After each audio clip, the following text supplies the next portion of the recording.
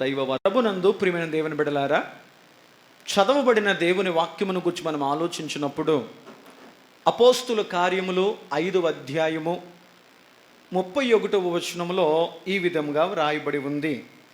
ఇశ్రాయేలునకు మారు మనస్సును పాప క్షమాపణను దయచేయుటకై దేవుడు ఆయనను అధిపతినిగాను రక్షకునిగాను తన దక్షిణ హస్త బలము చేత హెచ్చించి ఉన్నాడు.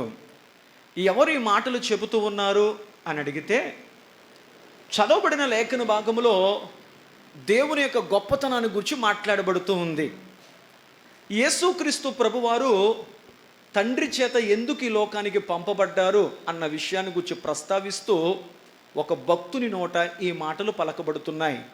ఎవరు ఆయన అనే ప్రస్తావనకు వస్తే, ఒకప్పుడు నా ప్రాణానికి ఏ హాని కలుగుతాదో, నేనేమైపోతానో, నా బ్రతుకేమైపోద్దో, నేను దెబ్బలు తినాల్సి ఉంటుందేమో, ఆయనతో పాటు నేను ఉన్నానని తెలిస్తే నన్ను కొడతారేమో, నన్ను చెరసాల్లో బంధిస్తారేమో, నాకేమైనా ప్రాణహాని కలుగుతాదేమో అన్న ప్రాణ భయంతో ముమ్మారు చెప్పాడంట, ఆయన ఎవరో నాకు తెలియదు, ఆయన నేను ఎరగను, నా మీదొట్టు అని చెప్పి ముమ్మారు కోడు కూసేంత వరకు అబద్ధమాడినటువంటి పేతురు. ఆయన ఎవరో నాకు తెలియదు, ఆయన ముఖాన్ని నేను చూడలేదు, ఆయన ఎలాంటి వాడో నాకు తెలియదు, ఆయనతో నాకు సహవాసము లేదు అని అబద్ధమాడిన పేతురు ఆయన ఎవరో ఎరుగను అన్నాడు. అందుకు గల కారణం ఏంటి అంటే, అతడు భయపడ్డాడు. అతడికి ఏమన్నా జరుగుతుందేమో, నేనేమైనా అయిపోతానేమో, నేను ప్రభు అయిన యేసుక్రీస్తుని ఎరిగిన వాడును, ఆయనతో నడిచిన వాడును, ఆయనతో జీవించిన వాడును అని తెలిస్తే నన్నేమి ఇబ్బంది పరుస్తారో అన్న ప్రాణ భీతి చేత ఆయనను ఎరగను అని ముమ్మారు అబద్ధమాడిన వాడు పేతురు. ఎప్పుడైతే యేసుక్రీస్తు ప్రభువారు మరణాన్ని గెలిచి పునరుద్ధాన శక్తితో లేవనెత్తబడ్డాడో, ఆయన 40 దినాలు నేను సజీవుడను అని చెప్పి ఆయన మహిమ దేహముతో అనేకులకు ఆయన తనను తాను కనపరుచుకున్నారో, ఆయన ఒలీవల కొండ మీద నుంచి మరలా పరలోకమునకు ఆరోహణమవుతూ, మీరు వెళ్ళి సర్వ సృష్టికి సువార్తను ప్రకటించుడి, నమ్మిన వారి వలన ఈ సూచక క్రియలు జరుగును అని చెప్పి తండ్రి యొక్కయు కుమారుని యొక్కయు పరిశుద్ధాత్మ నామములో వారికి బాప్తిస్మమిచ్చుచు నేను మీకు చెప్పిన విషయాలన్నీ వారికి బోధించి, అయ్యా మీరు అనేకులు నాకు శిష్యులుగా చేయండి అని చెప్పి, ఇదిగో మీరు యెరూషలేమునకు వెళ్ళండి, అక్కడ నా ఆత్మను, ఆదరణకర్తను, సత్యస్వరూపియకు పరిశుద్ధాత్మను మీ వద్దకు పంపిస్తున్నాను, ఆయన సదాకాలం మీతోనే ఉంటాడు, ఆయన సర్వ సత్యములోకి మిమ్మల్ని తీసుకువెళతాడు అని చెప్పినప్పుడు, ఆ పెంతెకొస్తు పండగ దినాన కొంతమంది బైబిల్ పండితుల ఉద్దేశం ప్రకారము అది ఆదివారం ఉదయం, వారు ఆ పెంతెకొస్తు పండగ దినాన మేడగదిలో 120 మందిగా కూడుకుని ఆదరణకర్త యొక్క రాక కొరకు, పరిశుద్ధాత్మ యొక్క నడిపింపు కొరకు వారు ప్రార్థిస్తూ ఉండగా, ఆ ప్రార్థన మేడగదిలో జరుగుతుంది. మేడగది కింద పండగ వాతావరణం, పండగ ఏర్పాట్లు జరుగుతున్నాయి. ఆ పస్కా పండుగను లేకపోతే ఆ పెంతెకొస్తు పండుగ దినమును ఆచరించడానికి అనేక మంది ప్రాంతాల నుంచి యూదులు సమకూర్చబడ్డారు. అయితే వారు ప్రార్థించుచుండగా దేవుని యొక్క ఆత్మ అగ్ని నాలుకల వలె ప్రతి వారి మీద కుమ్మరించబడుట చేత వారు దేవుని శక్తిని పొందుకున్నారు. వారు దేవుని ఆత్మతో నింపబడిన వారే అన్య భాషలతో మాట్లాడడం మొదలుపెట్టారు. దేవదూతల భాషతో కాదు, అన్య భాషలతో వారు మాట్లాడారు. అన్య భాష అంటే అర్థం ఏంటి మనం ఆలోచన చేయగలిగితే, అప్పటి వరకు వారికి కేవలము కొన్ని రకాల భాషలు మాత్రమే వచ్చు, కానీ తర్వాత వారు అనేకమైన రీతిలో వాక్యమును ప్రకటిస్తూ ఉన్నారు. చుట్టుపక్కల ఉన్న వారందరూ కూడా వచ్చి, ఇదేంటి వీళ్ళు మా భాషలో మాట్లాడుతున్నారేంటి, వీళ్ళు యూదులు కదా, వీళ్ళకి అంత పాండిత్యము లేదు కదా, వీళ్ళకు మన భాష తెలియదు కదా, ఏంటి వీళ్ళు మా భాషతో మాట్లాడుతున్నారని ఆశ్చర్యపడి రకరకాల భాషలతో మాట్లాడ్డ వారందరూ కూడా, ఆ పండగకు వచ్చిన వారందరూ వీరు మాట్లాడుతున్న మాటలు వినడానికి ఆ స్థలానికి కూడుకున్నారు. మీకు అర్థమయ్యేలా చెప్పాలంటే, ఆ పండగకు ప్రపంచ నలుమూలనున్న యూదులందరూ వచ్చారు. రకరకాల భాషలు మాట్లాడే వారందరూ వచ్చారు. వ్యాపారాల నిమిత్తమో పండగ నిమిత్తమో ఆ యెరూషలేము ప్రాంతానికి వచ్చారు. దేవుని ఆత్మ వీరిని బలపరిచిన తరువాత వీళ్లకు దేవుడు వాక్శక్తినిచ్చాడు. ఎప్పుడైతే వాక్శక్తి వీరి మీదకి వచ్చిందో వీరు మాట్లాడడం మొదలుపెట్టారు. యేసు ప్రభుని గురించి మాట్లాడారు. వీరు మాట్లాడుతూ ఉంటే వీరు ఏదైతే మాట్లాడుతున్నారో అది ప్రతి భాష కలిగిన వాడికి అర్థమవడం మొదలుపెట్టింది. వీళ్ళు అనుకుంటున్నారు, వీళ్ళు యూదులు కదా, వీళ్ళకి మా భాష రాదు కదా, మా భాష ఎలా వీళ్ళు మాట్లాడుతున్నారు. ఉదాహరణ, అక్కడ ఇంగ్లీష్ మాట్లాడేవాడు ఉంటే శిష్యులలో ఒక శిష్యుడు నిలబడి ఇంగ్లీష్లో మాట్లాడుతున్నాడు. వీళ్ళు అనుకుంటున్నారు, వీడు మా భాషలో మాట్లాడుతున్నాడేంటి. హిందీ వాడు అనుకుంటున్నాడు, వీళ్ళు మా భాషలో మాట్లాడుతున్నారేంటి. రకరకాల భాషల్లో వారు మాట్లాడుతున్నారు. దేవునికి స్తోత్రం. ఇంకా మీకు అర్థమయ్యేలా చెప్తాను. మన సొంత భాష, మన మాతృభాష తెలుగు. మన మాతృభాష కాని భాష మనకేమవుతుంది? అన్య భాష అవుతుంది కదా. అలాగా వీళ్ళు రకరకాల భాషలతో మాట్లాడుతుంటే వాళ్ళు మన భాషతో మాట్లాడుతున్నారు ఏంటి, ఒకసారి విందాం ఏం చెబుతున్నారు అని చెప్పి అనేకులు ఆకర్షితులై ఆ స్థలమునకు కూడుకున్నారు. అక్కడ వేలాది మంది కూడుకున్నప్పుడు పేతురు, ఒకనాడు ఆయన ఎవరో నాకు తెలియదు అన్న పేతురు నిలబడ్డాడు. పేతురుకు దేవుని మాట గుర్తొచ్చింది. సీమోన్ బర్ యోనా, నీవు ధన్యుడువు, నీవు రాయివి, నువ్వు కేఫావి, నీ మీద నా సంఘాన్ని కట్టుకుంటాను. దేవుని మాట పేతురు గుర్తొచ్చింది. ఆయన నా మీద తన సంఘాన్ని కడతాను అన్నాడు అని చెప్పి పేతురు నిలబడి యేసుక్రీస్తు యొక్క పరిచర్యను గూర్చి, ఆయన మరణమును గూర్చి, ఆయన పునరుద్ధానాన్ని గురించి, ఆయన రెండవ రాకడను గురించి పేతురు వాక్యమును ప్రకటించడం మొదలుపెట్టాడు. అంతకుముందు వరకు పిరుకువాడిగా ఉన్నాడు. ఆయన ఎవరో నాకు తెలియదు అని దాక్కున్నాడు. ఎప్పుడైతే దేవుని ఆత్మ పేతురుని బలపరిచిందో అతడు అనేక మంది వ్యక్తుల ముందు ధైర్యముగా నిలబడి క్రీస్తుని ఎరిగినటువంటి ఒక పరిచారకుడిగా క్రీస్తు ప్రభుని గురించి ప్రకటించడం మొదలుపెట్టాడు. వాక్యం విన్నవారు అనేకులు వాక్యము చేత గుచ్చబడ్డారు. వాక్యం విన్నవారు అనేకులను దేవుని ఆత్మ దర్శించింది. వాక్యము చేత వారు గాయపరచబడ్డారు. వాక్యము చేత వారు దర్శించబడ్డారు. వాక్యము వింటుండగా వారు హృదయాలు నొచ్చుకున్నాయి. కోపపడలేదు, వాళ్ళు హృదయములు నొచ్చుకున్నాయి. వెంటనే పేతురు యొద్దకు వెళ్ళి, అయ్యా, నువ్వు చెబుతున్న ఈ మాటలు వింటున్నప్పుడు ఏంటో తెలియదు కానీ మా హృదయములో ఒక భయం ఏర్పడింది, మా హృదయములో ఒక కలవరం ఏర్పడింది, మా హృదయములు నొచ్చుకుంటున్నాయి, అయితే మేము ఏం చెయ్యాలి అన్నారు. అప్పుడు పేతురు చెప్పాడు, ప్రభువైన యేసుక్రీస్తుని మీ స్వరక్షకుడిగా అంగీకరించండి. అలా జరగాలంటే మీరు మారు మనసు పొంది పాప క్షమాపణ నిమిత్తమై మీరు బాప్తిస్మము అనే అనుభవాన్ని పొందండి. అప్పుడు దేవుని ఆత్మ చేత మీరు నింపబడతారు. ఆ ఆత్మ మిమ్మల్ని సర్వసత్యములోకి తీసుకువెళతాది. ఆ దినమున పేతురు చెప్పిన దైవ వర్తమానాన్ని విని దాదాపుగా 3,000 మంది బాప్తిస్మం పొందారు. 3,000 మంది రక్షింపబడ్డారు. కేఫా అనే పేతురు ప్రసంగం అనే బండ మీద 3,000 మంది చేత మొట్టమొదటి సంఘానికి పునాది వేయబడింది. దేవునికి స్తోత్రం. హల్లెలూయా. రోజులు గడుస్తుండగా అనేకులు దేవుని వాక్యమును వింటున్నారు. అనేకులు దేవుని వాక్యము చేత ఆకర్షితులవుతున్నారు. అనేకులు దేవుని సంఘములోకి కలవబడుతున్నారు. వీరు క్రీస్తును వెంబడించే వారిగా ఉన్నారు. కాబట్టి వీళ్ళు ఏమని పిలవాలి అని ఆలోచిస్తున్నప్పుడు అంతియొకయ అనే ప్రాంతములను వారు అన్నారు, వీళ్ళని ఏమని పిలుద్దాం అని ఆలోచిస్తూ వీరు క్రీస్తును కలిగిన వారు, క్రీస్తును ధరించుకున్నవారు, క్రీస్తు బోధల వెంబడి వీరు నడుస్తున్నవారు గనుక వీళ్ళని క్రైస్తవులను పిలుద్దాం అని చెప్పి అంతియొక్కయలో మొదటిగా శిష్యులను క్రైస్తవులుగా పిలవడం మొదలుపెట్టారు. దేవునికి స్తోత్రం. క్రైస్తవుడు అంటే క్రీస్తును ధరించుకుని బ్రతుకుతున్నవాడు. ధరించుకోవడం అంటే మందిరానికి వచ్చినప్పుడు తెల్ల షర్ట్ వేసుకొని మందిరం చెల్లిన తర్వాత తీసుకు తగిలించేసి మరొక వస్త్రం వేసుకున్నట్లు కాదు. క్రీస్తును ధరించుకోవడం అంటే నీ ఆత్మలో క్రీస్తును ధరించుకోవాలి. క్రీస్తును ధరించుకోవడం అంటే వాక్యమయ్యున్న క్రీస్తును నీ హృదయములో ముద్రించుకొనుటయే క్రీస్తును ధరించుకొనుట. దేవునికి స్తోత్రం. మీకు అర్థమవుతుంది అనుకుంటున్నా.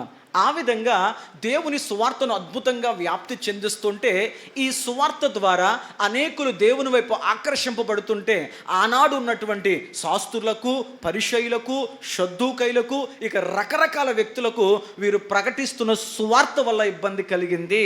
వెంటనే అపోస్తులందరినీ బంధించి చెరసాల్లో వేశారు. రాత్రికి రాత్రే దేవుని దూత వారిని చెరసాల నుంచి విడిపించి మీరు దేవాలయములకు వెళ్ళి దేవుని వాక్యమును ప్రకటించండి అని చెప్పింది. చెరసాలను నుండి విడిపించబడిన వారు ఉదయం కాగానే దేవాలయములోకి వెళ్ళి దేవుని వాక్యమును ప్రకటిస్తున్నారు. రాత్రి బంధించిన వారు ఎక్కడున్నారు అని చెప్పి వారు వెతుకుతూ ఉంటే చెరసాల్లో ఏ అపోస్తులు లేరు. వెంటనే వారికి ఒక వార్త అందింది. ఏంటంటే, రాత్రి మీరు ఎవరినైతే చెరసాల్లో బంధించి ఎవరు నోరైతే నొక్కేదాం అనుకున్నారో వాళ్ళు మందిరములో, దేవాలయములో దేవుని వాక్యమును ప్రకటిస్తున్నారు అని తెలిసిన తర్వాత వాళ్ళను పట్టుకుని మరలా ప్రధాన యాజకుని ఎదుట తీర్పు తీర్చడానికి సభలో నిలబెట్టారు. యేసుక్రీస్తు ప్రభుని ఎలాగైతే తీర్పు తీర్చబడ్డానికి మొదట ప్రధాన యాజకుడైనటువంటి కయప్ప యొద్దకు, అన్నయ్య యొద్దకు తీసుకొచ్చారో, అలాగే ఈ యొక్క అపోస్తులందరినీ కూడా ప్రధాన యాజకుడి యొద్దకు నిలబెట్టి వారి మీద నిందలు మోపే ప్రయత్నం చేస్తున్నప్పుడు పేతురు నిలబడి ధైర్యంగా మాట్లాడుతున్నాడు. ఏమని మాట్లాడుతున్నాడంటే, అయ్యా మేము దేవునికి లోబడాలా మనుషులకు లోబడాలా అని మాట్లాడుతూ అపోస్తుల కార్యములో 5వ అధ్యాయము 5వ అధ్యాయము 29వ వచనములో, అందుకు పేతురును అపోస్తులను మనుషులకు కాదు మేము దేవునికే లోబడుదుము అని చెప్పారు. దేవునికి స్తోత్రం చెప్పండి. ఒకప్పుడు మనుషులకు భయపడ్డామయ్యా, మమ్మల్ని కొడతారేమో, తిడతారేమో, నిందిస్తారేమో, చెరసాల్లో పెడతారేమో, ఒకవేళ ప్రాణహాని కలుగుతుందేమో, మా జీవితాలు ఏమైపోతాయి, మా బ్రతుకులు ఏమైపోతాయి, మా కుటుంబాలు ఏమైపోతాయి, మా భవిష్యత్తులు ఏమైపోతాయి అని భయపడి ఆయన ఎవరో మేము ఎరగము అని చెప్పాము. దేవుని ఆత్మ మా హృదయాలను మండిస్తుంది కనుక మేము సత్యమును దాచి ఉంచలేం అని చెప్పి వారు చెబుతున్న మాట ఏమిటంటే, మేము మనుషులకు లోబడే వారము కాదు, మేము దేవునికే లోబడతాం అని చెప్పారు. దేవునికే అనగా దేవుని వాక్యమునికే లోబడతాం, దేవుని మాటకే మేము లోబడతాం అని చెప్పి పేతురు సువార్త చెప్పొద్దు అన్న ఆ సభ ఎదుట, సువార్త చెప్పొద్దు అన్నటువంటి ప్రధాన యాజకుడి ఎదుట నిలబడి వాళ్ళకే సువార్త చెప్పడం మొదలుపెట్టాడు. దేవునికి స్తోత్రం, హల్లెలూయా. ఏమని చెప్పాడయ్యా అంటే, మన మూల వాక్యములో ధ్యానించుకున్నాం 31వ వచనంలో, ఇశ్రాయేలులకు మారు మనస్సును పాప క్షమాపణను దయచేయుటకై దేవుడాయనను అధిపతిని గాను రక్షణకుని గాను తన దక్షిణ హస్త బలము చేత హెచ్చించి ఉన్నాడు. దేవునికి స్తోత్రం, హల్లెలూయా, హల్లెలూయా. యేసుక్రీస్తు ప్రభు లోకానికి రావడం గల కారణాన్ని గురించి మాట్లాడుతూ, పరలోకమందున్న తండ్రి తన ప్రియకుమారుడిని యేసుక్రీస్తు ప్రభువుని ఈ లోకానికి ఎలా పంపించాడో తెలుసా? రక్షకుడిగా పంపించాడు. అంత మాత్రమే కాదు, ఆయన సర్వమానవాళి పాప పరిహారార్థమై వతకు తేబడిన గొర్రె పిల్లగా సర్వ మానవులకి పాప క్షమాపణ దయచేయుట కొరకు ఆయన పంపబడ్డాడు అని చెబుతూ, ఆయన ఎలా పంపబడ్డాడంటే తండ్రి యొక్క తన దక్షిణ హస్త బలము చేత ఆయన హెచ్చించాడు. దేవునికి స్తోత్రం. ఇప్పుడు మీకు టాపిక్ చెప్తాను. ఈరోజు మనం వినబోతున్న అంశం ఏంటంటే దేవుని దక్షిణ హస్తము. దేవునికి స్తోత్రం చెప్పండి. ఏంటి? దేవుని దక్షిణ హస్తము. పాస్టర్ గారండి, దక్షిణ హస్తం అంటే అర్థం ఏంటి? సర్వసాధారణంగా మన జీవితంలో అందరికీ 4 దిక్కులు ఉన్నాయి. ఏ దిక్కు? తూర్పు, పడమర, ఉత్తరం, దక్షిణం. బైబిల్ అంటుంది దేవుని దక్షిణ హస్తం అతన్ని హెచ్చించింది అని చెప్పింది. ఈ దక్షిణ హస్తం అంటే ఏంటి అని ఆలోచన చేస్తే మనం కన్ఫ్యూజ్ అవ్వకూడదని చెప్పి ఇన్ఫుట్లో దాని యొక్క విషయాన్ని గురించి మాట్లాడుతూ పైన 3 అని అంకేసి కింద ఇన్ఫుట్లో రాయబడింది దక్షిణ హస్తము అనగా దేవుని కుడి చెయ్యి. దేవునికి స్తోత్రం చెప్పండి, హల్లెలూయా. ఇప్పుడు చెప్పండి, దేవుని దక్షిణాస్తం అంటే అర్థం ఏంటి? దేవుని కుడి చెయ్యి. బైబిల్ గ్రంథములో ఎక్కడైనా దేవుని హస్తము, దేవుని యొక్క బాహువు, దేవుని యొక్క కుడి చెయ్యి అంటే మీరు ఈ మాటలు అర్థం చేసుకునే ప్రయత్నము చెయ్యాలి. ఇప్పుడు జాగ్రత్తగా విందాం. దేవుని దక్షిణ హస్తము అతన్ని హెచ్చించెను. దేవునికి స్తోత్రం. వాక్యం ఏంటి? నా ప్రియ దేవుని బిడ్డలారా, మీ జీవితంలో దేవుని హస్తం మీకు తోడుగా ఉంటే మీ జీవితాల్లో కలిగే కార్యాలేంటి? దేవుని హస్తము కింద మీరు ఉండగలిగితే దేవుడు మీ జీవితంలో చేసే కార్యాలేంటో ఈరోజు మనం ధ్యానం చేసుకునే ప్రయత్నం చేద్దాం. మీరు జాగ్రత్తగా గమనించగలిగితే పాత నిబంధన గ్రంథములో దేవుని యొక్క ముఖ స్వరూపాన్ని ఏ మనిషి చూడలే. పాత నిబంధన గ్రంథములో ఓల్డ్ టెస్టిమెంట్ గ్రంథములో మనం చూడగలిగితే దేవుని ముఖస్వరూపాన్ని, దేవుని రూపాన్ని ఏ మానవుడు చూసి బ్రతికి ఉండలేడు. కాబట్టి పాత నిబంధన గ్రంథం మనమంతా ఆదికాండం మొదలుకొని మలాకి గ్రంథం వరకు మనం పాత నిబంధన గ్రంథం అంతా క్షుణ్ణంగా చదవగలిగితే దేవుని యొక్క ముఖ దర్శనం, దేవుని యొక్క రూపము ఏ మానవుడు చూడలేడు, చూసి బతకలేడు. కానీ పాత నిబంధన గ్రంథములో అనేక సందర్భాల్లో మనుషులకు, భక్తులకు దేవుని యొక్క ప్రత్యక్షత కనపడింది. దేవుని యొక్క ప్రత్యక్షత కనపడింది, దేవుని సహాయము కనపడింది, దేవుని కార్యాలు కనపడ్డాయి. ఇవన్నీ ఏ రూపంలో కనపడ్డాయి అంటే బైబిల్ గ్రంథం మనం జాగ్రత్తగా చూడగలిగితే పాత నిబంధన గ్రంథం అంతా కూడా భక్తులకు దేవుని చేతి ద్వారానే దేవుని ప్రత్యక్షత కనపడింది. దేవునికి స్తోత్రం. దేవుని ప్రత్యక్షత ఏ రూపంలో కనపడిందంట? దేవుని చెయ్యే వారికి కనపడింది. దేవుని చేతి ద్వారానే వారు సహాయాన్ని పొందుకున్నారు. దేవుని చేతి ద్వారానే వారి జీవితంలో మేలైన కార్యాలు పొందగలిగారు.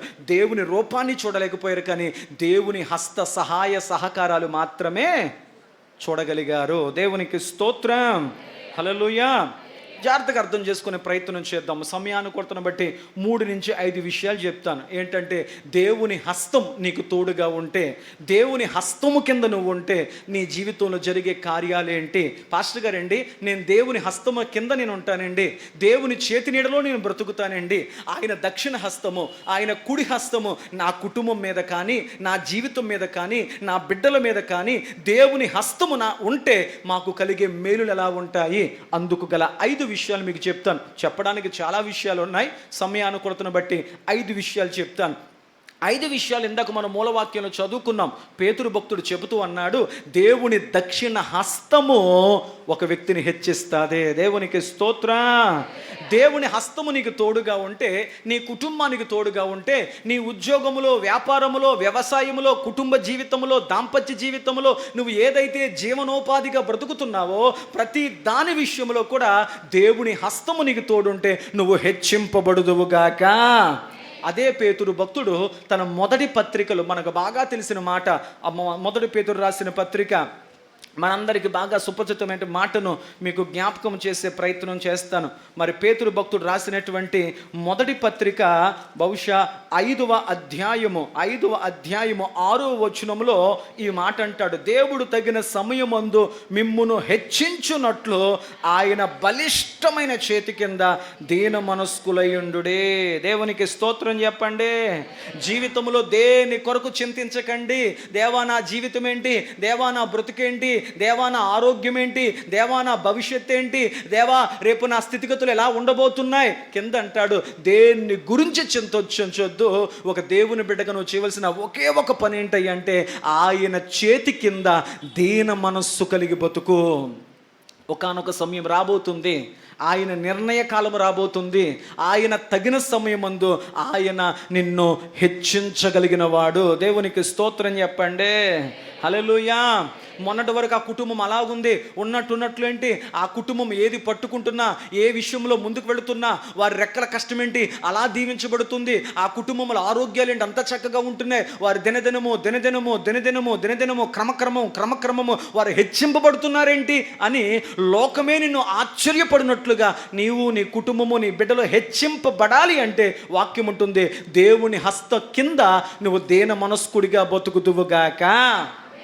దేవుని చేతి కింద ఉండను అంటే ఏ దీవెనలు ఉండవు. నా జీవితం నా ఇష్టం, నా బ్రతుకు నా ఇష్టం, నా నిర్ణయాలు నా ఇష్టం అని నువ్వు ఇష్టానుసారంగా నువ్వు దేవుని చేతి కింద నుంచి వెళ్ళిపోతే నీకు ఏ విధమైన దీవెన దొరకదు. కానీ వాక్యం సెలవిస్తుంది, అలనాడు అపోస్తుల కార్యములో పేతురు ఏ మాటనైతే సాక్ష్యంగా చెప్పాడో అదేవిధంగా మొదటి తన పేతురు పత్రికలో కూడా పేతురు అదే స్టాండర్డ్ మీద నిలబడ్డాడు. ఏంటంటే దేవుని చేతి కింద ఎవరైతే దీన మనస్సు కలిగి బతుకుతారు. దేవునికి స్తోత్రం. ప్రభు చెప్పాడు, ఆత్మ విషయమై దీనులైన వారు ధన్యులు. ఎవరు ధన్యులు? అహంకారంతో బతికేవాడు కాదు. నేను, నా స్థితి, నా పలుకుబడి, నా ఆస్తి, నాకున్న చదువు, నాకున్న అందము, నాకున్న గౌరవ మర్యాదలు అహంకారముతో కాదు.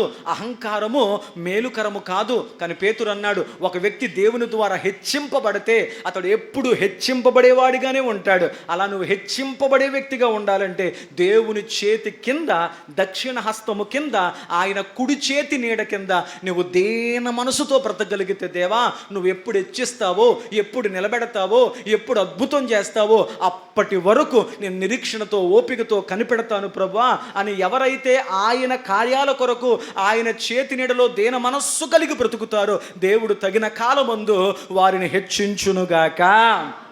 తగిన సమయం అంటే నువ్వు అనుకున్న టైం కాదు, నువ్వు అనుకున్న టైం కాదు. దేవునికి ఒక సమయం ఉంది.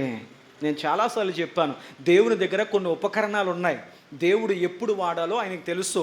ఆయన దగ్గర ఒక కొలబద్ద ఉంది, ఎప్పుడు కొలవాలో ఆయన తెలుసు. ఆయన దగ్గర ఒక చాట్ ఉంది, ఆయన ఎప్పుడు చెరగాలో తెలుసు. ఆయన దగ్గర ప్రతీది ఉంది, ఆయన దేన్ని ఎప్పుడు ఉపయోగించాలో ఆయనకి తెలుసు. ఆయన దగ్గర ఒక కాలం ఉంది, ఆ కాలము ఎప్పుడు రావాలో కూడా ఆయనకు బైబిల్ అంటుంది. కాలము పరిపూర్ణమైనప్పుడు తన ప్రియకుమారుడైన యేసుక్రీస్తు ప్రభుని లోకానికి బహుమతికి ఇవ్వడానికి కూడా ఆయన కాలాన్ని చూశాడంట. దేవునికి స్తోత్రం. మనకు తెలుసు, మన చేతిలో టైం ఉంటే మనకు టైం మాత్రమే తెలుస్తుంది, కానీ దేవుని చేతి కింద మనం ఉంటే మనకు టైం వస్తుంది. దేవునికి స్తోత్రం. హల్లెలూయా, హల్లెలూయా. నంబర్ 1, దేవుని దక్షిణ హస్తము కింద నేను నా కుటుంబము లోబడి బ్రతికితే మాకు కలిగే మొదటి ఆశీర్వాదం ఏంటి?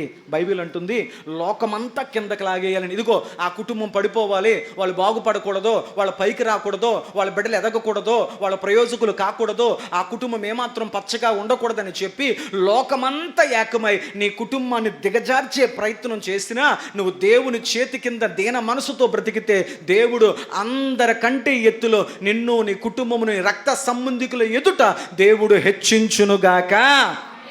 ఆమేనంటే జరగదు. అలా నువ్వు దీన మనసు కలిగి బ్రతికితే జరుగుతుంది. ఆమేన్, ఆమేన్. ఎవరి చేతి కింద బతకాలి మనం? మనుషుల చేతి కింద కాదు. మనుషుల చేతి కింద బతికామనుకో, వాళ్ళు ఇచ్చే రూపాయి పాపాయి కోసం వాళ్ళు ఏమిచ్చినా అలాగేనమ్మా అలాగేనమ్మా అని బతకాలి. దేవుడు రోషము కలిగిన వాడు, దేవుడు పౌరుషము కలిగిన వాడు. పొస్తులైనా ఉంటాం కానీ ఒకరి చేతి కింద బతకవలసిన అవసరం దేవుని బిడ్డకు లేదు.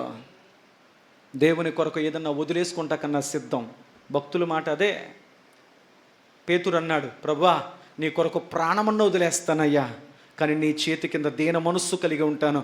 ఒక రోజు వస్తుంది, నువ్వు హెచ్చిస్తావు. దేవునికి స్తోత్రం. మొదటి పాయింట్ అర్థమైందా?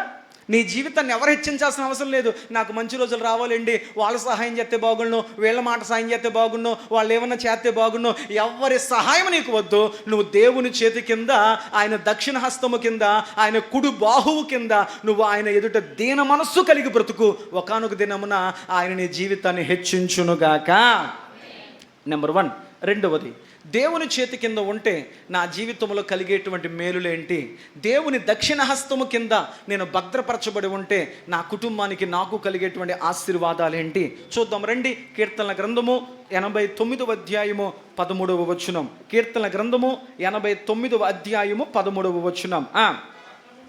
అమ్మా, పరాక్రమము గల బాహువు నీకు, అమ్మా పరాక్రమము గల బాహువు నీకు కలదు, నీ హస్తము బలమైనది. దేవునికి స్తోత్రం చెప్పండి.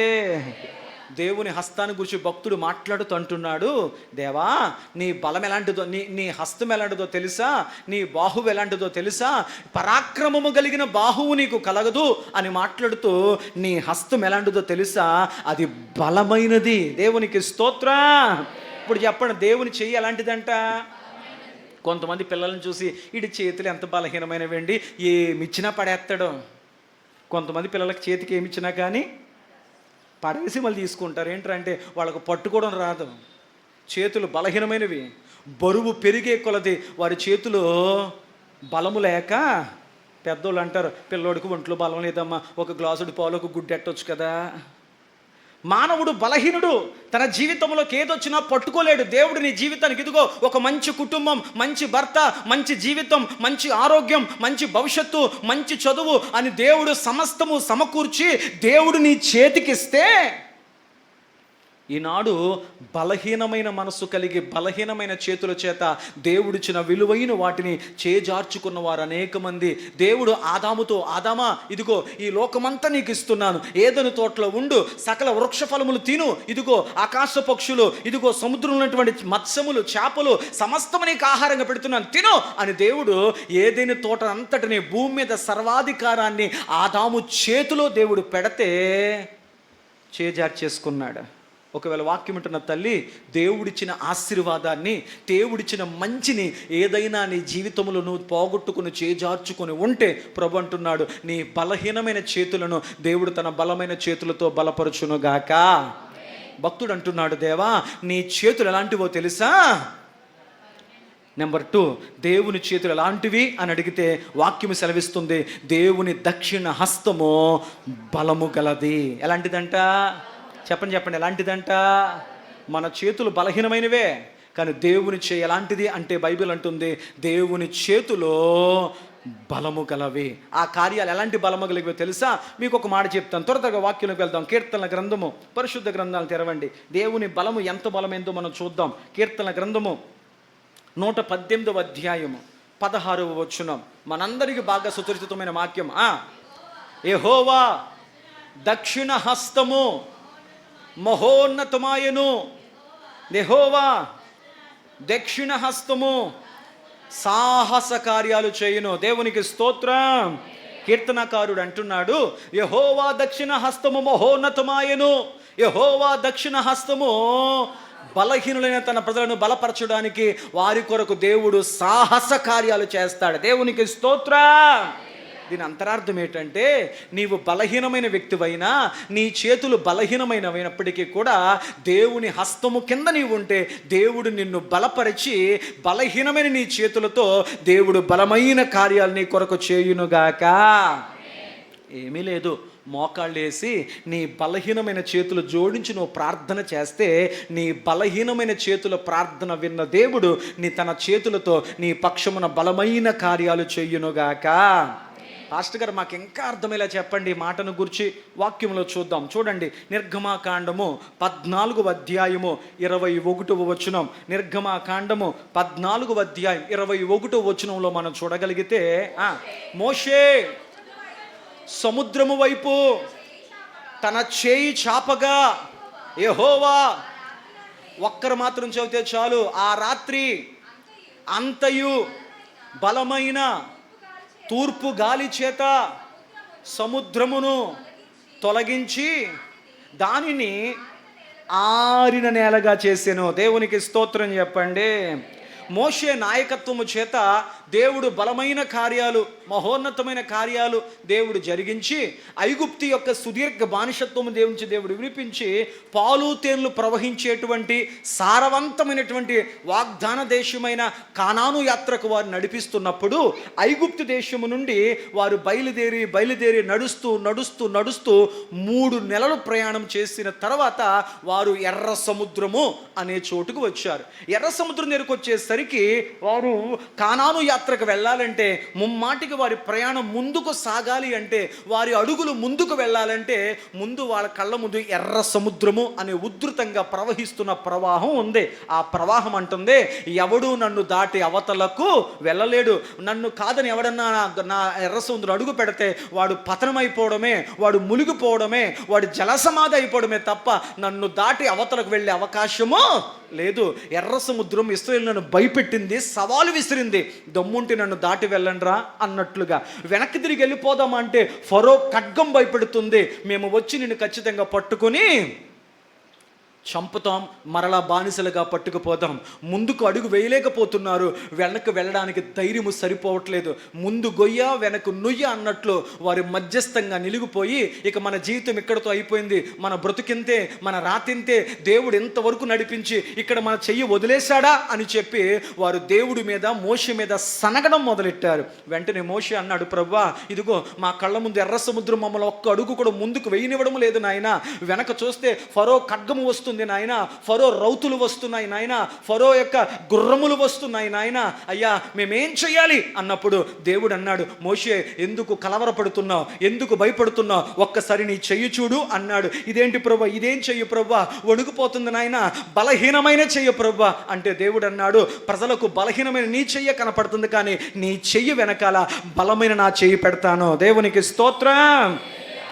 చూసే వాళ్ళందరికీ బలహీనమైన నీ చెయ్య కనపడొచ్చు, కానీ మోషే నీకు తెలుసు నీ చెయ్యి వెనకాల నా చెయ్యి ఉందే, చెయ్యి చాపు అన్నాడు. వెంటనే మోషే బలహీనమైనటువంటి, ఏమీ చేయలేనటువంటి నిస్సహాయ స్థితిలో బలహీనమైన తన చేతిని మోషే సముద్రం వైపు చాపాడు. వెంటనే ఆ బలహీనమైన చెయ్యి వెనకాల దేవుడు తన చేతిని పెట్టాడు. బైబిల్ అంటుంది ఎర్ర సముద్రము రెండుగా విడిపోయి ఆరిన నేలన వరవతల ఒడ్డుకు వెళ్ళిపోయారు. దేవునికి స్తోత్రం. ప్రజలు అనుకున్నారు, అయ్య బాబోయ్ మోషే చేతికి ఎంత పవర్ ఉందిరా, కానీ మోషేకు మాత్రమే తెలుసు నా చెయ్య బలహీనమైంది, కానీ నా చేతి చేత బలమైన కార్యాలు చేయించే హస్తము నా వెనక ఉందే. ఆమేన్ చెప్పండి. ప్రతి శుక్రవారం పాస్టర్ గారు, అమ్మా ఎక్కడ అనారోగ్యం ఉందో, ఎక్కడ అస్వస్థత ఉందో అక్కడ నీ చెయ్యి పెట్టుకో అని ఎందుకంటున్నాను తెలుసా? నీ చేతిలో ఏ శక్తి లేదు, బలహీనమైన నీ చేతిని బలహీనమైన నీ దేహం మీద పెట్టుకుంటే నీకు తెలియకుండానే నీ కొరకు గాయపడినటువంటి ఆ బలమైన హస్తము నీ దేహమును తాకునుగాక. అప్పుడు నిలబడి సాక్ష్యాలు చెప్తారు. పాస్టర్ గారు చేయి పెట్టుకొని ప్రార్థన చేసుకోమన్నారండి, ప్రార్థన చేసుకున్నామండి, మాకు తగ్గిపోయిందండి. ఎలా తగ్గిపోయింది? నీ చెయ్య బలహీనమైందే. యేసు నామములో ప్రార్థిస్తున్నప్పుడు, ఆయన నామమును ఉచ్చరిస్తున్నప్పుడు, ఆయన సహాయమును కోరుకుంటున్నప్పుడు, ఆయన పొందిన దెబ్బల్లోని స్వస్థత, ఏ చేతులలో గాయాలు పరచబడ్డాయో, ఏ చేతుల్లో మేకులు గుచ్చబడ్డాయో ఆ బలమైన హస్తము నీ చేతిని తాకుతుంది కనుక ఎక్కడ చెయ్యి పెట్టావో అక్కడ దేవుని ప్రభావం నీ మీద పనిచేస్తుంది. దేవునికి స్తోత్రం. హల్లెలూయా, హల్లెలూయా. బలహీనమైన మోషే చెయ్యి చాపి ఎర్ర సముద్రం మీద పెట్టాడు. బలమైన దేవుని దక్షిణ హస్తం మోషే చెయ్యి వెనకాల నిలబడింది. వెంటనే ఎర్ర సముద్రం దాటింది. రాత్రంతా ప్రయాణం చేశారు, అవతల ఒడ్డుకి వెళ్ళిపోయారు. ఉదయం అయిపోయింది. మోషే చూస్తున్నప్పుడు, ప్రజలు చూస్తున్నప్పుడు ఏమైందంటే, ఏ బానిసలే దాటి వెళ్ళిపోయారే, మేము వెళ్ళలేమా అని చెప్పి ఫరోను, అతని సైన్యము, అతని రథములు, అతని గుర్రములు, ఫరో యొక్క సమస్తమును కూడా ఎర్ర సముద్రంలో దిగి అప్పటికి సకానికి వచ్చేసాయి. వీళ్ళంటారో ఈ పక్కన చచ్చిపోతానే, ఆ పక్కన చచ్చిపోతానే, ఎర్ర సముద్రం విడిపోయి ఉండకపోతే ఆ పక్కన చచ్చిపోతాము, ఎర్ర సముద్రం దాటాము, విడిపోయి అవతల పక్షం దాటాము, మేము దాటితే పర్వాలేదు, వెనకల మా శత్రువులు కూడా మమ్మల్ని వెంబడిస్తూ దాటేస్తున్నారు కదా, ఈ పక్కకు వచ్చి చంపేస్తారేమో. మోషే మరలా అన్నాడు, ప్రభువా వీళ్ళు కలవరపడిపోతున్నారయ్యా, భయపడిపోతున్నారయ్యా, సనగడం మొదలుపెట్టారు ప్రభువా, ఏం చేయమంటావు? దేవుడు చెప్పాడు, మోషే మరలా నన్ను అడుగుతావేంటయ్యా, మరలా అదే చేతిని చాపు. చూడండి 27వ వచనము, నిర్గమాకాండం 14వ అధ్యాయం 27వ వచనం. మోషే సముద్రము మీద తన చెయ్యి చాపగా, అమ్మా ప్రొద్దు పొడిచినప్పుడు సముద్రము అధిక బలముతో, దేవునికి స్తోత్రం చెప్పండి, సముద్రము కలిసిపోయింది. సముద్రం కలిసిపోయింది. ఎవరు చెయ్యి చాపగా? మోషే చెయ్యి చాపగా ఎర్ర సముద్రం 2 పాయలయ్యి ఆరిన నేలన వెళ్ళిపోయారు. మరలా అదే మోషే చెయ్యి చాపగా విడిపోయిన సముద్రము బలముగా కలిసిపోయింది. తమ శత్రువులందరినీ కూడా ఎర్ర సముద్రంలో దేవుడు చిత్తుగా నాశనం చేశాడు. ప్రజలు చూస్తుండగా, బానిసలు చూస్తుండగా, స్వతంత్రులుగా మార్చబడిన వారు చూస్తుండగా, ఫరో అతని గర్వము, అతని అహంభావము, అతని ధనబలము, అతని అధికార బలము, అతనికి ఉన్నటువంటి సమస్త బలములు వీళ్ళు చూస్తుండగా దేవుడు ఎర్ర సముద్రంలో అణిచివేశాడు. దేవునికి స్తోత్రం. హల్లెలూయా. నిన్ను అణిచివేయాలని ఎవరన్నా కోరుకున్నా, నీ జీవితం ఎంత, నీ బతుకెంత, నీ స్థాయి ఎంత, నీ స్తోమత ఎంత అని ఎవరైనా నిన్ను అణిచివేసే ప్రయత్నం చేస్తుంటే బైబిల్ అంటుంది, నువ్వు ఆయన చేతి కింద నువ్వు లోబడి ఉంటే, నువ్వు చూస్తుండగా నిన్ను బాధపెట్టు నీ శత్రువులందరూ కూడా నీ కళ్ళ ముందే అణిచివేయబడుదురుగాక. ఇదేదో బాగుందని చెప్పి, ప్రభువా మా ఇంటి ముందు నడిచేనైనా, వెనకింటో నడిచేనైనా, వీళ్ళందరూ నాకు శత్రువులేనాయన. ప్రభు అన్నాడు, నీ నిజమైన శత్రువు నీ మనసే. ఆ మనసును ప్రభు అణుస్తాడు. నీ నిజమైన శత్రువు నీ సాతానుడు, వాడిని ప్రభు చితక తొక్కుతాడు. దేవునికి స్తోత్రం.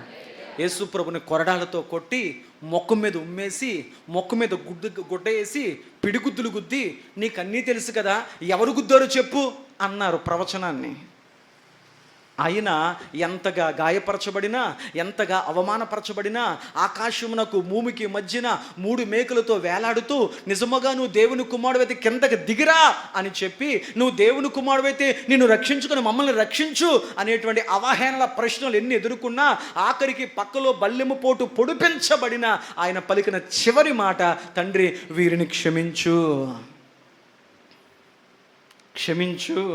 ఒక అమ్మ నాతో అందే, పాస్టర్ గారండి చాలా కాలం నుంచి ఒక వ్యక్తి నాశనం కోసం ప్రార్థన చేస్తున్నానండి, వాళ్ళు ఎప్పుడు నాశనం అవుతారని చూడాలనిపిస్తుందండి అంటే, అన్నానమ్మా పొరపడి ప్రార్థన చేస్తున్నావు, ఒక వ్యక్తి దీవించబడాలని ప్రార్థన చేయి, వెంటనే దేవుడు కార్యం చేస్తాడు. ఎవరన్నా నాశనం అవ్వాలని ప్రార్థించావా, దేవుడు చెవులు మూసుకొని మౌనమైపోతాడు. ఎందుకంటే దేవుడు ఎవరిని నాశనం చేయడానికి ఇష్టపడ్డా. ఒక దేవుని బిడ్డ శాపనార్థాలు పెట్టడానికి, నాశనం చేయబడాలని చెప్పి ఎదుటి వారిని కోరుకోవడానికి దేవుడు నీకు ఆ ప్రార్థన శక్తి ఇవ్వలేదు. అలా నువ్వు చేస్తే నీ ప్రార్థన నిష్ప్రయోజనము. దేవుడు వాటి విషయంలో స్పందించేవాడు కాదు. దేవునికి స్తోత్రం, హల్లెలూయా. ఇప్పుడు చెప్పండి, బలహీనమైన చేతులు వెనకాల దేవుని బలమైన హస్తము నిలబడింది కాబట్టి మోషే చేయి చాపినప్పుడు ఎర్ర సముద్రం దాటిపోయింది. అందుకే నువ్వు మోకరించి నీ బలమైన చేతులు చాపు నీ బిడ్డల మీద, నీ బలహీనమైన చేతులు చాపు నీ కుటుంబం మీద, నీ బలహీనమైన చేతులు చాపు నువ్వు తినే ఆహారం మీద. దేవుని బలమైన హస్తము వాటిని దీవించి దేవుని కార్యాలు నీ కుటుంబాల్లో బలంగా జరుగునుగాక. చేతులు చాపమంటే అసలు చేతులు చాపి ఓపికే లేదు జనాలకి. నువ్వు చాపితేనే దేవుని చేయని వెనకాల నిలబడుతుంది. లేదు పాస్టర్ గారు ఇంకొకలా చెప్పండి మాకు అర్థమయ్యేలా చెప్తాను.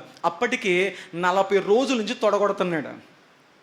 మీరు దేవుని ప్రజలా, మీకు రోషం లేదా, మీకు పౌరుషం లేదా, మీరు ఉప్పు కారం తినడం లేదా, మీ దేవుడు గొప్పోడు అంటాడే, సైన్యములకు అధిపతికి యెహోవా అని మీరు గొప్పలు చెప్పుకుంటారే, సరే మా ఫిలిస్తీన్లో నుంచి నేను ఒక్కనే వచ్చాను, నా పేరు గొలియాతు, మీలో ఎవడైనా మొగాడు ఉంటే నన్ను ఒక్కడిని కొట్టండి, మొత్తం మా వాళ్ళందరూ మీకు దాసోహం అయిపోతారు అని చెప్పి 40 రోజులు సవాలు విసిరాడంట గొలియాతు అనేటువంటి బలాఢ్యుడు. రాజు మౌనమైపోయాడు, సౌలు మహారాజు మౌనమైపోయాడు. అందరికంటే బలవంతుడు, బెన్యామీను గోత్రంలో పుట్టినవాడు, దేవుని చేత మొట్టమొదటగా అభిషేకించబడినవాడు, ఈట ఇసిరితే గురి తప్పనివాడు. అలాంటి సౌలు కుక్కుని పేనులా మారిపోయాడు. కారణం ఏంటి తెలుసా? ఒకప్పుడు అభిషేకించబడినప్పుడు, దేవుని మాట విన్నప్పుడు, దేవుని ఆత్మ బలంగా ఆయనలో పనిచేసేది కాబట్టి అద్భుతంగా శత్రువుల మీదకి వెళ్ళి యుద్ధాలు చేసి అద్భుత విజయాలు పొందుకున్నాడు. కానీ ఎప్పుడైతే దేవుని మాట వినడం మానేశాడో, తన స్వబుద్ధిని ఆధారంగా చేసుకుని, దేవా ఇంతవరకు నువ్వు చెప్పినట్టు చేశానయ్యా, ఇక నుంచి నువ్వు చెప్పినట్టు ఎలా చేయడానికి అవదో, ఇక నుంచి నాకు నచ్చినట్లు చేసుకుంటాను అని దేవుని మాటను పక్కన పెట్టి తన స్వబుద్ధి ప్రకారం బ్రతకడం మొదలుపెట్టాడో, దేవుని బలము, దేవుని ధైర్యము, దేవుని యొక్క శక్తి అతనిలో క్షీణించిపోయింది కనుక శత్రువును చూసి దాక్కోవడం మొదలుపెట్టాడు. నీతిమంతులు సింహం వలె ధైర్యంగా ఉంటారు. డబ్బున్నోడు ధైర్యంగా కాదు, నువ్వు పేదరికంలో బతుకుతున్న ధైర్యంగా బతుకుతావు. దేవుని పట్ల ఆ దైవికమైన స్థితి నువ్వు కలిగి ఉండగలిగితే ఆమేన్ చెప్పండి, హల్లెలూయా. రాజు పిరికోడి కింద గడగలాడిపోతూ దాక్కుంటున్నాడు. అతను చూసినటువంటి బలమైనటువంటి సైనికులు అనుకున్నారు, మహారాజే వణుకుపోతున్నాడు రా బాబు, ఇక మా పరిస్థితి ఏంటని చెప్పి వాడు ఎన్ని రకాల ప్రగల్భాలు పలుకుతున్నా వీళ్ళందరూ కుక్కిని పేనులో ఉన్నారు. అలాంటి సమయంలో మిట్ట మధ్యాహ్నం అన్నీలకు క్యారేజ్ పట్టుకుని ఒక బలహీనమైన చేతులు కలిగిన వాడు వచ్చాడు. వాడు వచ్చాడు, ఈ మాటలు విన్నాడు, రోషము పెరిగింది, తెగింపు పెరిగింది.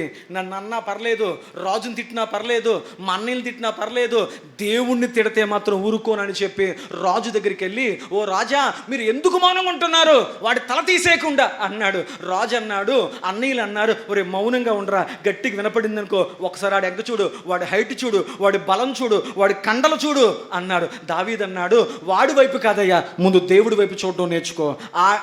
వాడి వైపు చూసేంతకాలం దేవుడు కనపడ్డావు, దేవుణ్ణి చూస్తే వాడు కనపడ్డావు. దేవునికి స్తోత్రం.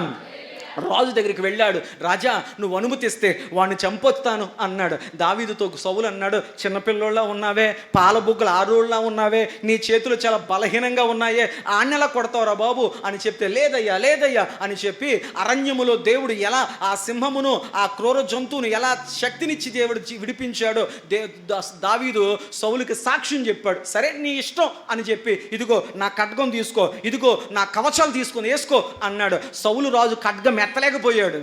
బలహీనమైన చేతులు గలవాడు అన్నాడు, ఒరే నా కవచాలు ఎత్తలేకపోతున్నావే, నా ఖడ్గం ఎత్తలేకపోతున్నావే, చూడరా కొండలా ఉన్నాడు. ఎందుకు వచ్చింది నాన్న, నాలో మౌనంగా ఉండు, ఇని అన్నట్టుండు, రోషము చచ్చిపోయినలా బతికిపోతావు అన్నాడు. దావీదు అన్నాడు, రోషము చచ్చి బతకడం కంటే చచ్చిపోవడమే మేలు దేవుడి కోసం అని చెప్పి ఇవేవి నాకొద్దు అని యుద్ధ భూములకు వెళ్ళి తనతో పాటుగా 5 రాళ్ళు తీసుకెళ్ళాడు.